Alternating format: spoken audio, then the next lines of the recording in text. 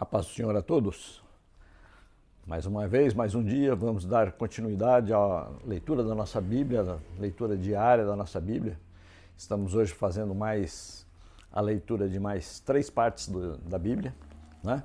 Nós vamos ler lá no Antigo Testamento, livro de Juízes, no capítulo 10, do versículo do 1, a partir do versículo 1 até o 11, capítulo 33. Vamos ver livro de Juízes. Depois vamos lá para o livro de Jó, continuando a nossa leitura do livro de Jó, capítulo 39.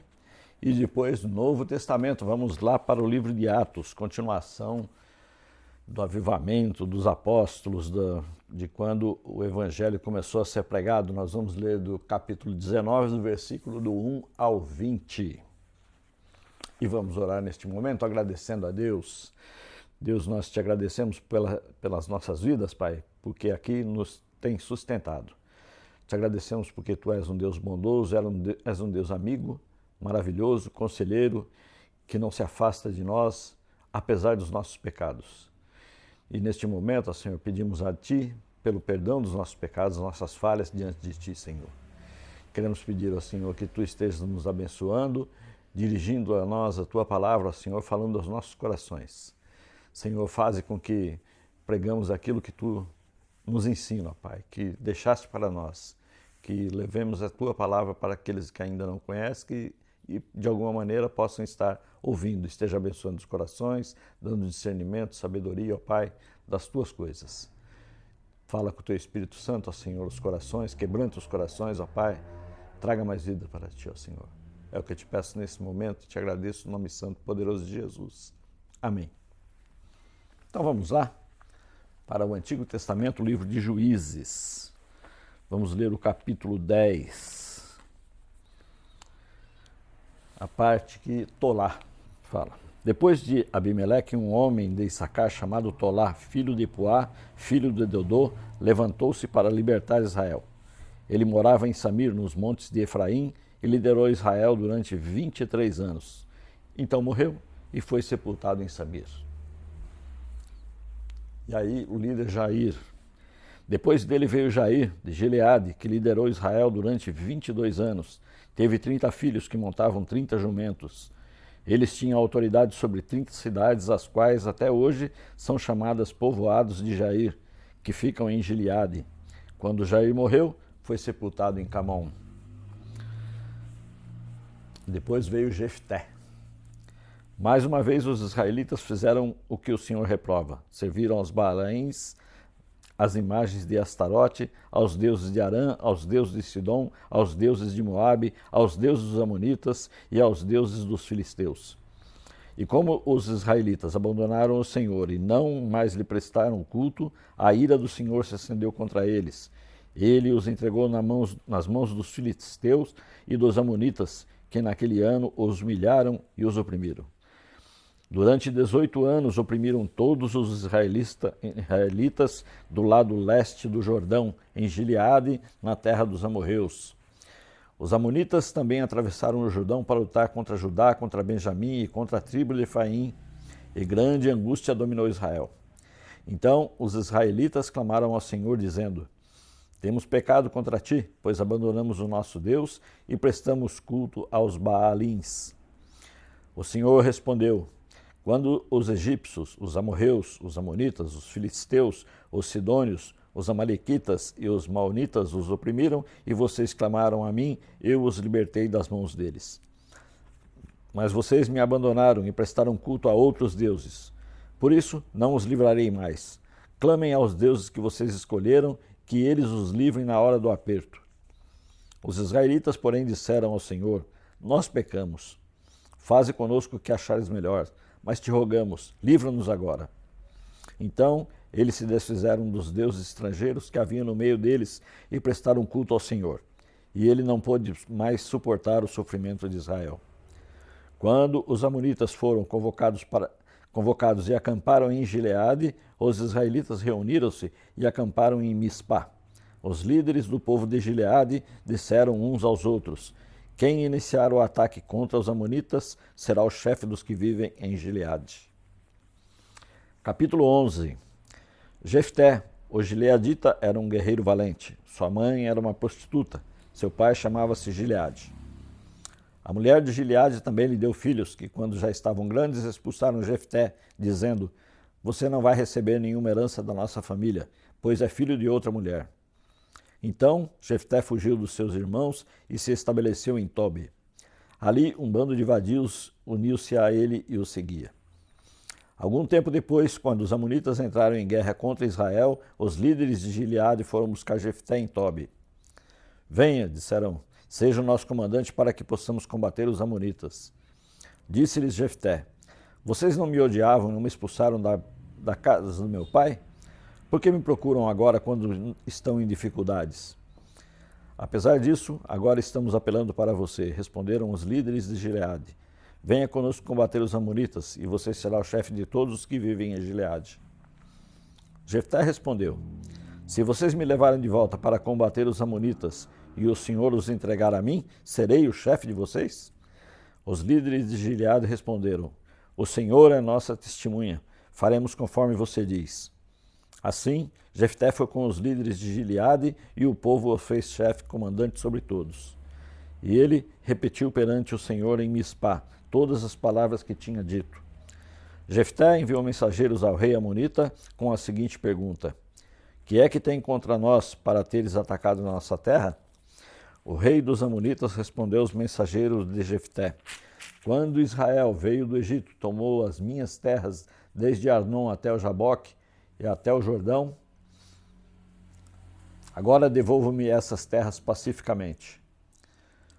Jefté mandou de novo mensageiros ao rei amonita, dizendo: assim diz Jefté: Israel não tomou a terra de Moabe, e tampouco a terra dos amonitas. Quando veio do Egito, Israel veio pelo deserto até o Mar Vermelho e daí para Cádiz. Então Israel enviou mensageiros ao rei Edom, dizendo: deixa-nos atravessar a tua terra. Mas o rei de Edom não quis ouvi-lo. Enviou o mesmo pedido ao rei de Moabe, ele também não consentiu. Assim, Israel permaneceu em Cádiz. Em seguida, os israelitas viajaram pelo deserto e contornaram Edom e Moabe. Passaram a leste de Moabe, acamparam do outro lado do Arnon. Não entraram no território de Moabe, pois o Arnon era a sua fronteira. Depois Israel enviou mensageiros a Sion, rei dos amorreus, em Hesbon, e lhe pediu: deixa-nos atravessar a tua terra para irmos ao lugar que nos pertence. Sion, porém, não acreditou que Israel fosse apenas atravessar o seu território. Assim, convocou todos os seus homens, acampou em Jezá e lutou contra Israel. Então, o Senhor, o Deus de Israel, entregou Sion e todos os homens nas mãos de Israel, e este os derrotou. Israel tomou posse de todas as terras dos amorreus que viviam naquela região, conquistando-a por inteiro, desde o Arnon até o Jaboque e o deserto do Jordão. Agora que o Senhor, o Deus de Israel, expulsou os amorreus da presença de Israel, seu povo, queres tu tomá-la? Acaso não tomas posse daquilo que o teu Deus Camom te dá? Da mesma forma, tomaremos posse do que o Senhor, o nosso Deus, nos deu. És tu melhor do que Balaque, filho de Zippor, rei de Moabe? Entrou ele alguma vez em conflito com Israel ou lutou com ele? Durante 300 anos, Israel ocupou Hesbon, Aroer e povoados ao redor de todas as cidades às margens do Arnon. Por que não o conquistaste todo esse tempo? Nada fiz contra ti, mas tu estás cometendo um erro, lutando contra mim. Que o Senhor, o juiz, julgue hoje a sua disputa entre os israelitas e os amonitas. Entretanto, o rei de Amon não deu atenção à mensagem de Jefté. Então o Espírito do Senhor se apossou de Jefté. Este atravessou Gileade e Manassés, passou por Mispá de Gileade e daí avançou contra os amonitas. E Jefté fez este voto ao Senhor: se entregares os amonitas nas minhas mãos, aquele que estiver saindo da porta da minha casa ao meu encontro, quando eu retornar da vitória sobre os amonitas, será do Senhor, e eu oferecerei em holocausto. Então Jefté foi combater os amonitas, e o Senhor os entregou nas suas mãos. Ele conquistou 20 cidades, desde Aroer até as vizinhanças de Minite, chegando a Abel-Caramim. Assim, os amonitas foram subjugados pelos israelitas. Amém. Mais uma vitória que Deus deu, mas vem aí uma parte ainda diferente. Agora o livro de Jó, capítulo 39. Continuando, o Senhor falando com Jó. Você sabe quando as cabras montesas dão à luz? Você está atento quando a corça tem o seu filhote? Acaso você conta os meses até elas darem à luz? Sabe em que época elas têm as suas crias? Elas se agacham, dão os seus filhotes e suas dores se vão. Os filhotes crescem nos campos e ficam fortes, partem e não voltam mais. Quem pôs em liberdade o jumento selvagem? Quem soltou suas cordas? Eu lhe dei o deserto como lar, o leito seco dos lagos salgados como sua morada. Ele se ri da agitação da cidade, não ouve os gritos do tropeiro, vagueia pelas colinas em busca de pasto e vai em busca daquilo que é verde. Será que o boi selvagem consentirá em servir você e em passar a noite do lado dos coxos do seu curral? Você poderá prendê-lo com arreio na vala? Irá atrás de você arando os vales? Você vai confiar nele por causa da sua grande força?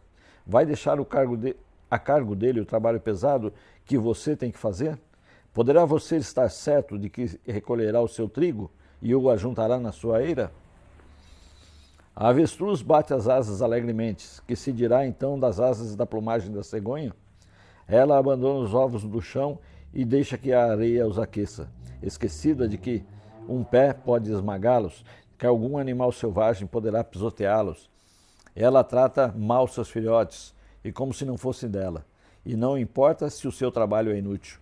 Isso porque Deus não lhe deu sabedoria, nem parcela alguma de bom senso. Contudo, quando estende as suas penas para correr, ela ri do cavalo e daquele que o cavalga. É você que dá a força ao seu cavalo, ou veste o seu pescoço com a sua crina tremulante? Você faz saltar como o gafanhoto, espalhando o terror com o seu orgulhoso resfolegar? Ele escava com fúria, mostra com prazer a sua força e sai para enfrentar as armas.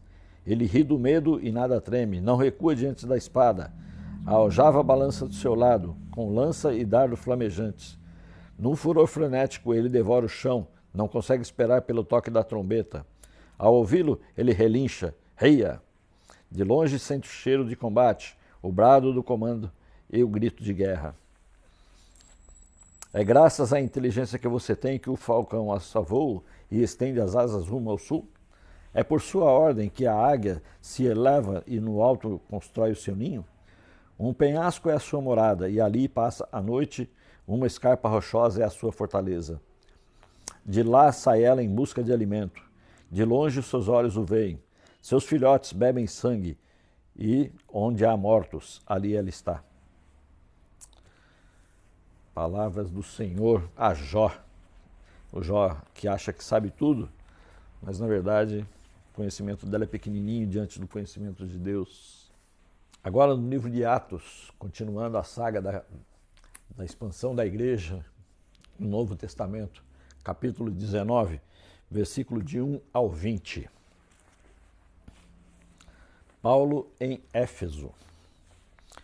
Enquanto Apolo estava em Corinto, Paulo, atravessando as regiões altas, chegou a Éfeso. Ali encontrou alguns discípulos e lhes perguntou: Vocês receberam o Espírito Santo quando creram? Eles responderam: Não, nem sequer ouvimos que existe o Espírito Santo. Então, que batismo vocês receberam? Perguntou Paulo. O batismo de João, responderam eles. Disse Paulo: O batismo de João foi um batismo de arrependimento. Ele dizia ao povo que cresce naquele que viria depois dele, isto é, em Jesus. Ouvindo isso, eles foram batizados no nome do Senhor Jesus. Quando Paulo lhes impôs as mãos, veio sobre eles o Espírito Santo e começaram a falar em línguas e a profetizar. Eram ao todo uns 12 homens. Paulo entrou na sinagoga e ali falou com liberdade durante 3 meses, argumentando convincentemente acerca do reino de Deus. Mas alguns deles se endureceram e se recusaram a crer e começaram a falar mal do caminho diante da multidão. Paulo então afastou-se deles. Tomando consigo os discípulos, passou a ensinar diariamente na escola de Tirano. Isso continuou por 2 anos, de forma que todos os judeus e os gregos que viviam na província da Ásia ouviram a palavra do Senhor. Deus fazia milagres extraordinários por meio de Paulo, de modo que até lenços e aventais que Paulo usava eram levados e colocados sobre os enfermos. Estes eram curados de suas doenças e o espírito maligno saíam deles. Alguns judeus que andavam expulsando espíritos malignos tentaram invocar o nome do Senhor Jesus sobre os endemoniados, dizendo: em nome de Jesus, a quem Paulo prega, eu ordeno que saiam. Os que estavam fazendo isso eram os 7 filhos de Seva, um dos chefes dos sacerdotes dos judeus. Um dia, o espírito maligno lhes respondeu: Jesus eu conheço, Paulo eu sei quem é, mas vocês quem são? Então o endemoniado saltou sobre eles e os dominou, espancando-os com tamanha violência que eles fugiram da casa nus e feridos. Quando isso se tornou conhecido de todos os judeus e gregos que vinham em Éfeso, todos eles foram tomados de temor e o nome do Senhor Jesus era engrandecido. Muitos dos que creram viram e confessavam e declaravam abertamente suas más obras. Grande número dos que tinham praticado o ocultismo reuniram seus livros e os queimaram publicamente. Calculando o valor total, este chegou a 50.000 dracmas. Dessa maneira, a palavra do Senhor muito se difundia e se fortalecia. Amém. Pregação de Paulo, palavras de Paulo que causavam temor na turma. E pedimos a Deus que nos abençoe e nos livre e guarde de todo mal, em nome de Jesus. Amém.